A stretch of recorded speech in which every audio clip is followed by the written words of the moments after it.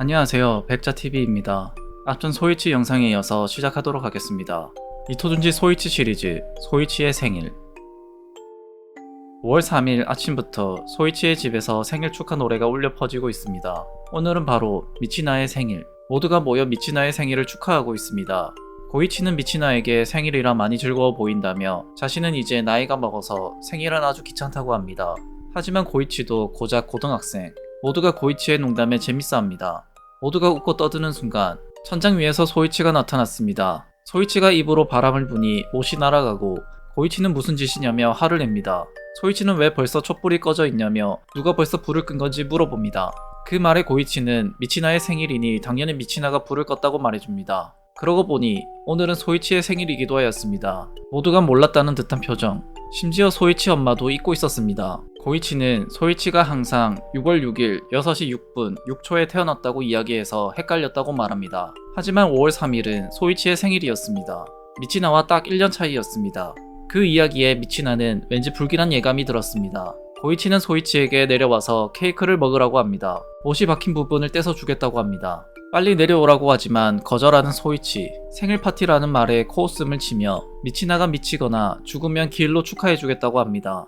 그 이야기에 모두가 이제 익숙하다는 듯이 웃고 떠들자 기분이 상한 소이치.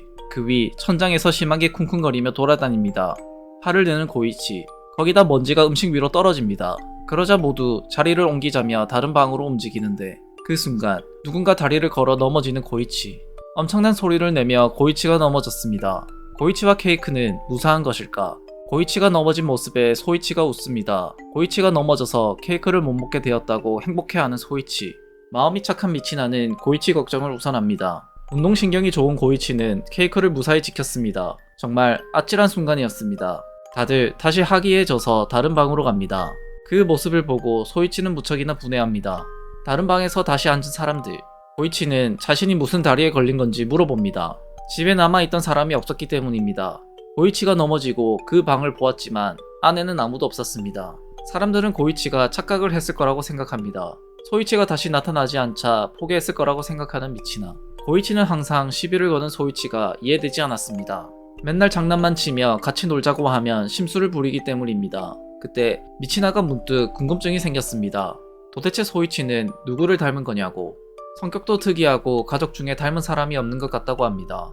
고이치와 사유리, 큰아버지와 큰어머니 또한 성격이 모두 좋은데 유독 소이치만 달랐습니다. 미치나의 솔직함에 놀란 유스케, 그리고 아무 말 없이 서로를 쳐다보고 있는 고이치와 사유리. 고이치가 마침내 입을 열었습니다. 소이치는 아마 할머니를 닮아서 그렇다고. 미치나는 할머니 이야기는 처음 들었습니다. 할머니는 지금 돌아가셨다며 사진을 보여주겠다는 고이치. 그렇게 고이치는 사진첩을 가져와서 10년 전 사진을 보여줍니다. 아기 소이치와 함께 같이 있는 사람이 바로 할머니였습니다. 놀랍게도 정말로 소이치와 똑같이 생겼습니다. 그런데 미치나는 할머니 포즈가 이상하다며 마치 무언가를 들고 있는 것 같다고 합니다. 미치나 말이 맞다는 고이치. 그것에 대해서 이야기가 있다며 이 이야기는 소이치와 관련이 있다고 합니다. 옛날부터 할머니는 유별나고 유명하였고 동네에서는 할머니를 예언 할멈이라고 불렀습니다. 그렇지만 그 예언은 잘 맞지 않았지만 할머니는 자신을 스스로 예언자라고 믿고 있었습니다. 고이치가 3살 때 소이치를 가진 엄마. 그때 할아버지와 함께 모두 행복해 보였습니다. 할아버지는 집안일 모두 아버지가 해라고 하니 모두가 웃습니다. 그때 나타난 할머니. 할머니는 어머니의 말을 곱게 받아주지도 않습니다. 그러며 불길한 예언이 떨어졌다며 3명째는 유산이라고 합니다. 재수가 없어도 어쩔 수 없다는 할머니. 예언에 의하면 4개월 후에 계단에서 굴러서 유산된다고 합니다. 그 후 할머니는 엄마가 계단을 오를 때면 항상 뒤에서 지켜보고 있었습니다. 하지만 4개월은커녕 7개월이 지나도 아무 일도 일어나지 않았습니다. 그러자 이번에는 이렇게 말했습니다. 6월 6일 아침 6시에 쌍둥이가 태어난다고. 그 시간에 태어나는 아이는 악마의 자식이라고 합니다. 너무나 귀엽겠다며 이번에는 틀림없다고 말하는 할머니. 그런데 5월 2일쯤 태어날 징조가 보이자 할머니는 말을 바꿉니다. 5월 5일 아침 5시에 태어나고 쌍둥이는 틀림없다고 합니다. 하지만 실제로는 5월 3일 저녁 6시가 넘어서 조금 예쁘지 않은 아이가 한 명 태어났을 뿐입니다. 그런데 할머니는 자신의 말처럼 쌍둥이라며 너무 귀엽지 않냐는 말을 합니다. 아버지가 그만하라고 하자 화를 내는 할머니. 자신의 눈에는 보인다며 형은 소이치, 동생은 소지라는 이름도 벌써 지어놨습니다. 그 후에도 할머니가 우기는 바람에 침대도 2개를 준비하게 되었습니다. 그리고 할머니는 보이지도 않는 소지를 안고 귀여워합니다. 엄마는 할머니를 도저히 이해하지 못합니다. 소지를 위해 인형을 들고 온 할머니. 그러나 그것은 사유리의 인형이었습니다. 사유리가 울자 할머니는 오히려 사유리에게 한마디 합니다. 울며 엄마에게 가는 사유리.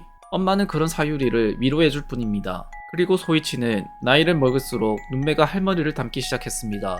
소이치는 이상할 정도로 할머니를 따르고 좋아했습니다.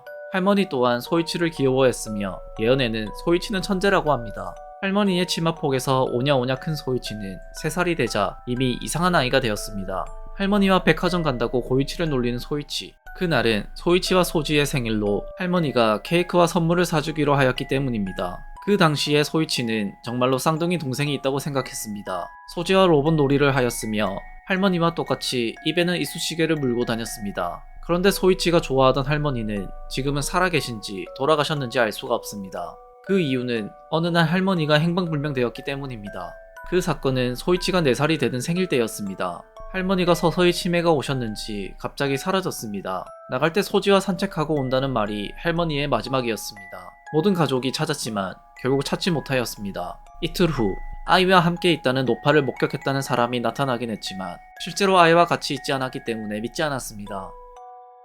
한적한 오후, 다들 거실에서 이야기를 하며 놀고 있습니다. 미치나는 거실 한 곳에서 자고 있는 할아버지를 발견합니다. 미치나는 할아버지에게 담요를 덮어줘야겠다며 자신이 직접 담요를 가져오겠다고 옆방으로 갑니다. 옆방에 온 미치나는 붙방이 장을 열어보는데 깜짝 놀랍니다. 그 안에는 소이치가 앉아 있었습니다. 소이치는 미치나에게 무례하다며 문을 열기 전에는 노크를 해라고 합니다. 그러나 이제 소이치가 익숙한 미치나. 담요가 어디 있냐고 소이치한테 물어보고 소이치가 담요가 있는 곳을 가르쳐줍니다. 소이치가 가르쳐준 곳에 가서 문을 열어보는 미치나. 또 한 번 놀랍니다. 그곳에는 처음 보는 할머니가 앉아 있었기 때문입니다. 할머니는 미치나를 보며 화를 냅니다. 붙방이 장을 열 때 왜 노크를 하지 않냐고 화를 내는 할머니.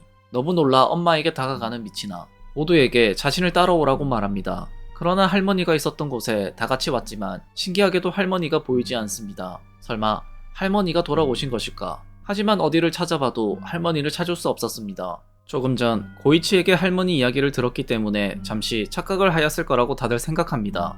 고이치는 미치나에게 괜히 이상한 이야기를 해서 미안하다고 합니다. 또한 미치나와 소이치의 생일이 같은 것도 형으로서 미안하다고 하는 고이치. 그런데 그때 마루 밑에서 소이치가 나와서 사람을 놀라게 합니다. 예상치 못한 곳에서 불쑥 소이치가 나와서 많이 놀란 고이치. 그런데 소이치가 미치나에게 할머니를 본 것은 한상이 아니라고 합니다. 소이치는 매년 자신의 생일에 할머니와 소치가 나타나서 생일 파티를 같이 한다고 합니다. 오늘 밤에 할머니, 소치와 함께 생일 파티를 한다는 소이치. 그러며 할머니와 소치가 미치나를 싫어한다며 만나면 조심해라는 말을 남기고 사라집니다. 그 말에 할 말을 잃은 2명.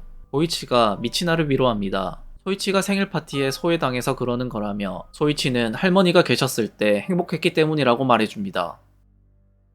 그날 밤 미치나는 좀처럼 잠을 잘 수가 없었습니다. 옆방에서 이상한 소리가 났습니다.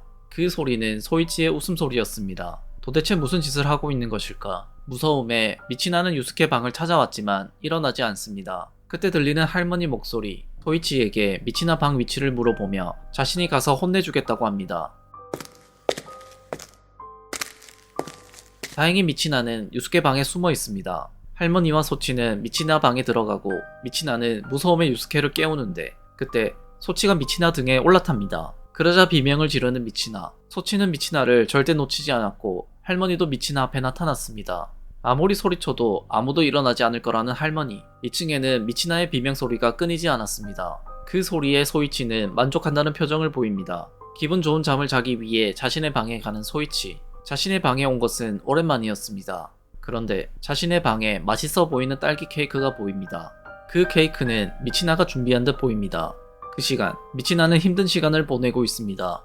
할머니와 소치는 더욱 미치나를 괴롭히고 있었고 미치나의 표정은 실신 직전입니다. 그러다 점점 희미해지는 할머니와 소치는 어느새 사라져버립니다. 미치나는 헛것을 본 것일까? 도대체 알 수가 없습니다. 소이치는 방 안에서 맛이 없다면서도 케이크를 먹고 있는 소이치가 보입니다.